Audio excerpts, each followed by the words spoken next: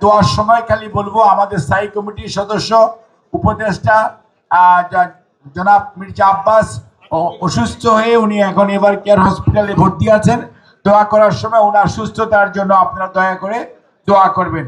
দীর্ঘ 17 বছর আন্দোলন সংগ্রামে আমরা সবাই রাজপথে ছিলাম, আপনারা ছিলেন, এবং তারই পরিপ্রেক্ষিতে একটি সুষ্ঠু নির্বাচনের মাধ্যমে আলহামদুলিল্লাহ জনাব তারেক রহমানের নেতৃত্বে বাংলাদেশ জাতীয়তাবাদী দল আজকে দেশের সেবা করার সুযোগ পেয়েছে। ইনশাআল্লাহ আমরা আপনাদের সবাইকে সাথে নিয়ে বাংলাদেশের মানুষের পাশে থাকতে চাই। যেরকম ভাবে দেশের মানুষ যে আমাদের পাশে থেকেছে, ঠিক একইভাবে আমরা রেসিপ্রোকেট করতে চাই।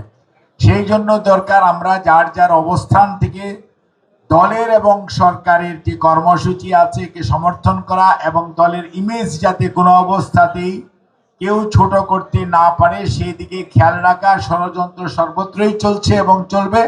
এর মধ্য থেকে আমাদেরকে বেরিয়ে যেতে হবে এবং জনগণের পাশে থেকে আসল কাজটি করতে হবে, অর্থাৎ জনগণের কল্যাণের জন্য নিজেদেরকে আত্মনিবেদন করতে হবে।